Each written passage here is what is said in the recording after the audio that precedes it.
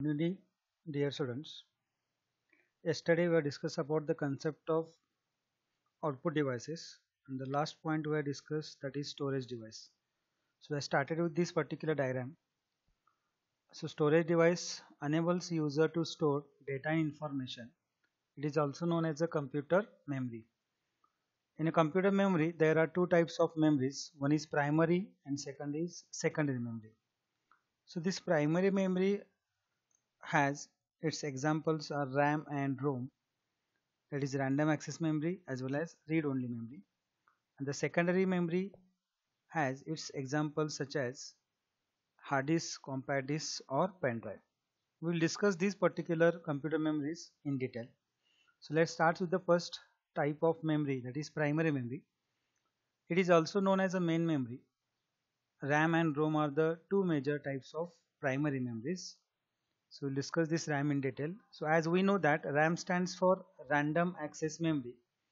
It is a temporary memory and its data will lost when the computer is switched off. Means whenever there is a power supply, at that time only the data remains on a RAM, and after that, so data will erase from the RAM. So that's why it is a temporary memory.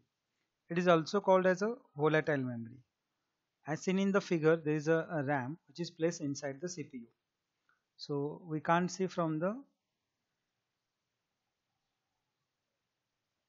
it. So if you want to see that, you are supposed to open the cover of the CPU, that is cabinet, and you can see this RAM chip placed on a motherboard. So the main function of this RAM is to carry out the booting process. So what is the meaning of booting process? The starting process of a computer is referred as a booting process, and in that booting process, this RAM chip plays an important role. If you want to carry out the booting process successfully, this chip should function properly. The next is ROM.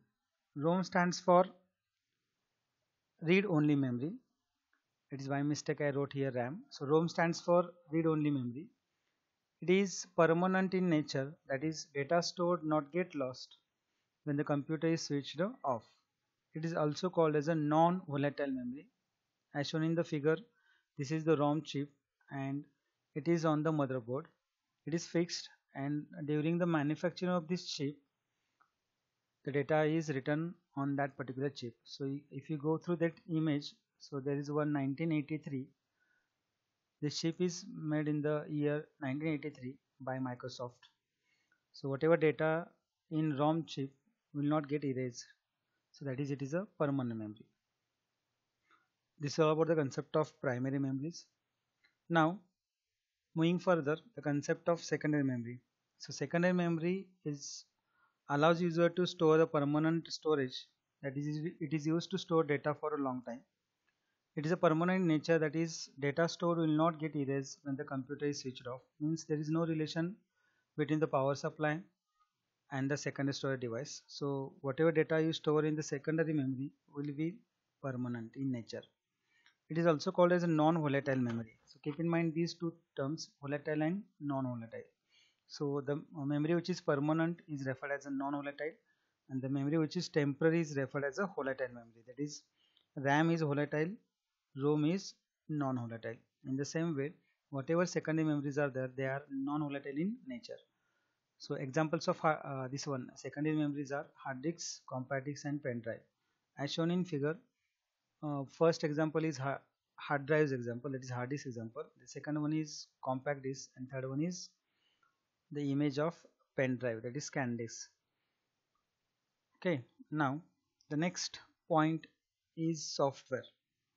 So previously we discussed about the concept of hardware. In that we have studied the concept of input device, output device, processing device, as well as storage devices. Now moving further, the next main term in the first chapter, that is software. So software is nothing but a set of programs. Keep in mind, you can't see the software, means you can't feel it. You can use that particular software for your own purpose or whatever operations assigned to that particular program. So software relates to the set of programs that controls the computer hardware parts and makes them operational. So software is classified into two types, that is system software and application software. We'll discuss this point in detail, that is system software. So just take an example of Windows 7 or Windows 8 or Windows 10. So these are the operating systems. So what is the meaning of operating system? So operating system allows user to operate the whatever application installed on it. That means system software is an example of, I can say that it is an interface between computer or hardware, or I can say that it is an interface between user and computer. So operating system plays a vital role to run any application. That means it acts as an interface between user and a computer system. So system software acts as a mediator. Suppose let me take one example. Suppose two persons are there and one knows only Marathi language and second one knows only English, and they want to communicate with each other. It is the communication is possible only when there should be a third person who acts as a mediator and who can translate Marathi in English as well as English in back to the Marathi. So with the help of that third person mediator, the communication took place, and that mediator acts as a system software. So here system software acts as an interface between hardware and software, or I can say that user and computer. So next is application software. So it is a program that designed to us to do specific tasks. For example, suppose I want to create a letter, Microsoft Word is there. If I want to create graphics, MS Paint is there. Also many applications are there. If I want to make a calculation, calculator is there. If I want to perform a mark sheet, spreadsheet program is there, that is MS Excel. If I want to create a presentation, PowerPoint application is there. So whatever these applications who supports or who means provides a facility to user to do its own work, these are termed as application softwares. So this is about the concept of system software and application software. But keep in mind, without system software, we can't run any application. Means to execute application software, we should have system software in our hand. That means we should install system software and then only we can operate the applications. Now, in your syllabus, that is in the first chapter, Introduction to Computers, there are some definitions. That is, first definition is bit. So bit is a short form of binary digit.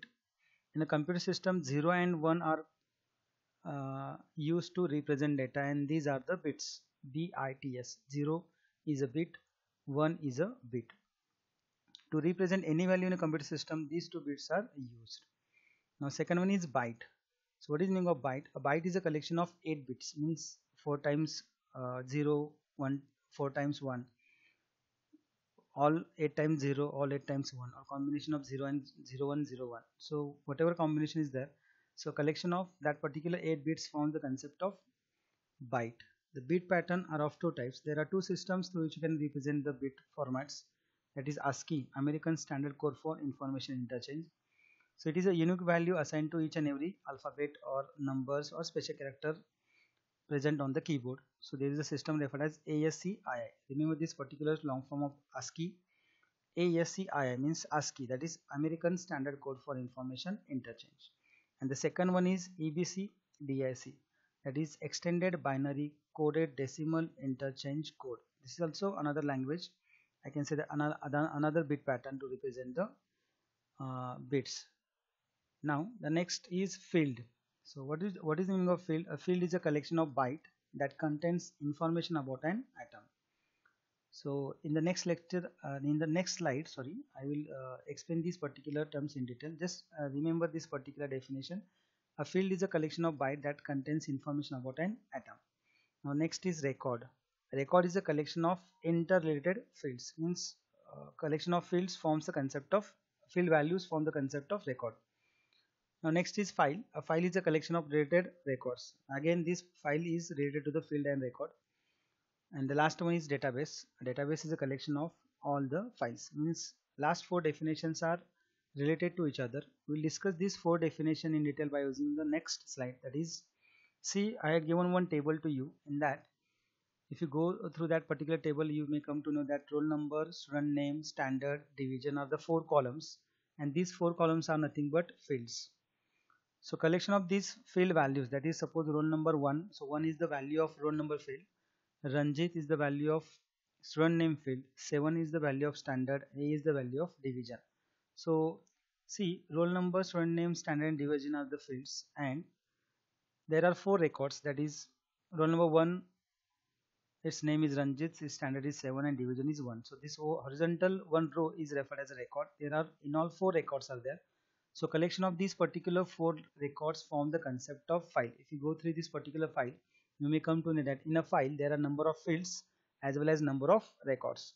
So collection of records form the concept of files. But collection of records is nothing but, in a record, in a single record there are number of fields.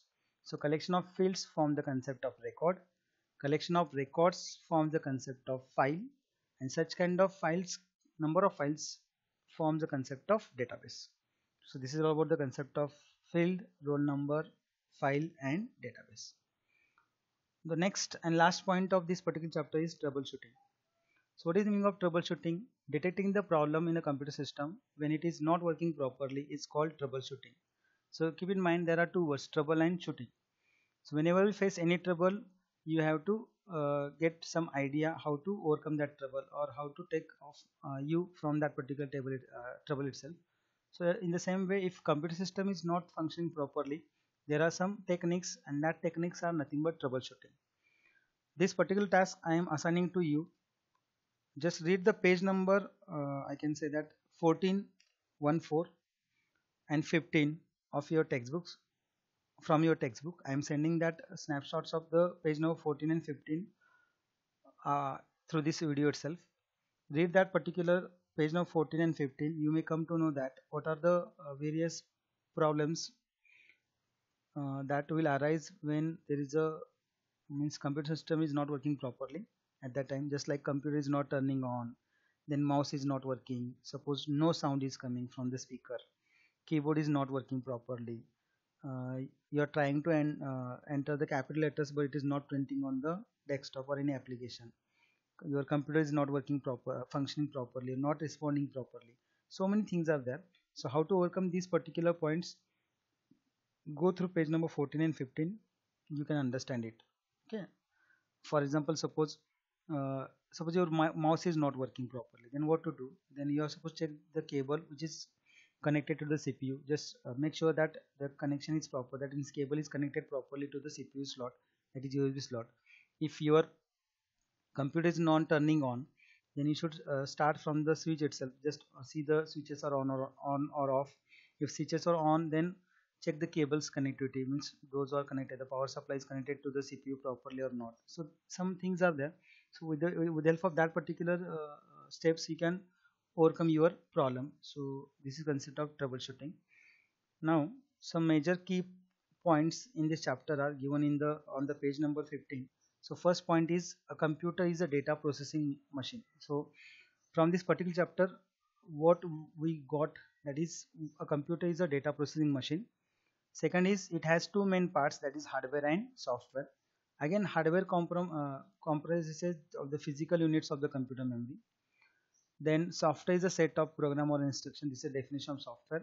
So both hardware and software together makes a computer system function. Means what? Entire computer system has a combination of a collection of some hardware components as well as some software components. Make sure that if you want to if hardware want to function properly, you should have the software with them. Then a computer represents data using bit, that is binary digits 0 and 1. A collection of 8 bits forms the concept of byte, and the last definition, that is detecting the problem in a computer system when it is not working properly, is called as troubleshooting. So these are the some points.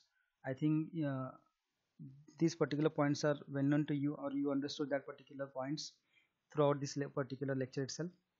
So I hope so that you will visit, you will see, or you will read that particular page number 14, 15 from the textbook. I am sending the snapshots of that pages after this video, and just go through the exercise.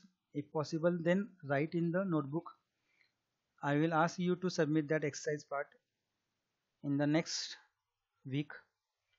After that, I will send answer key of this particular exercise. You have to correct that particular exercise, and again you have to resubmit me after correcting it. Okay, thank you. See you then in the next lecture.